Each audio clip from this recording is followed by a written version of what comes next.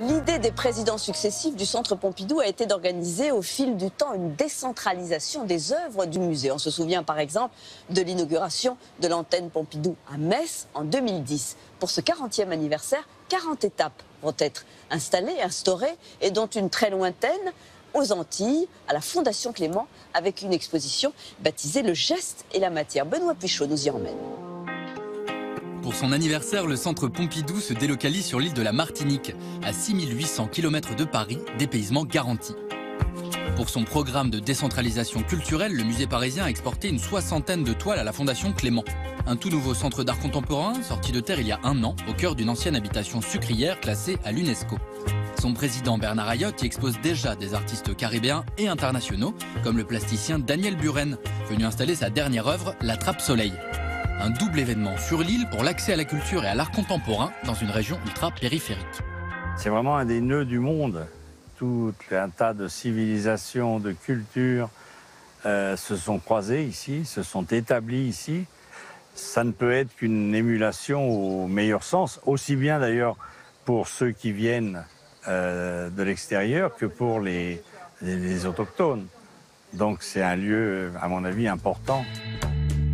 Malgré ses 400 000 habitants et ses plages paradisiaques, la Martinique souffre d'un sous-équipement culturel et de l'absence d'un musée national. Pour la population et les artistes locaux, comme le plasticien Hervé Beuze, l'exposition est une aubaine. C'est important pour nous d'avoir des espaces pour les étudiants, de se confronter à ce qui a été créé par le passé. Et aussi permettre aussi aux historiens de montrer une continuité ou une discontinuité dans le discours plastique. Et ça nous manque quelque part. Pour cette toute première exposition inédite en Outre-mer, le centre a choisi de montrer un courant un peu oublié de l'art contemporain, la peinture abstraite non géométrique de l'après-guerre. Un courant qu'on a appelé abstraction lyrique, dont les représentants les plus connus sont Pierre Soulages, Jean Dubuffet ou Gérard Schneider. Une peinture où le geste et le signe prennent le pas sur la représentation. Elle intervient à un moment de crise de la représentation.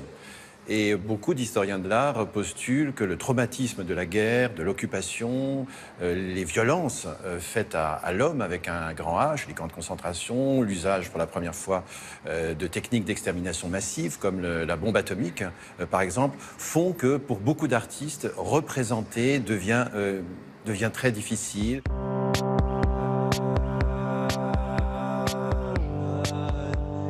Alors ça passe soit par le geste, effectivement, ou un langage de signes abstraits, ou encore par des jeux de matière. C'est aussi une époque où beaucoup d'artistes expérimentent de nouveaux médiums, rajoutent des éléments dans la peinture, du plâtre, du sable, pour lui donner une épaisseur, et insister aussi souvent sur la planéité du support, qui est une donnée importante aussi de cette peinture reposant sur la matière et le geste.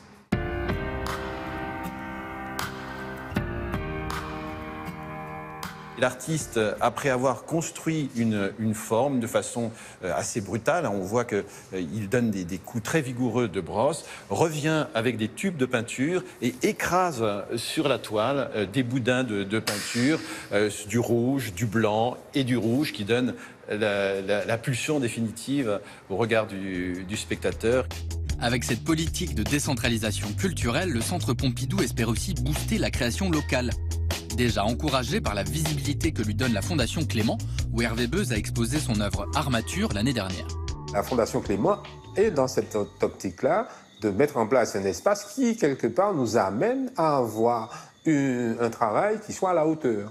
Il y a vraiment une sorte de création d'espace qui développe, qui accélère la dynamique créative.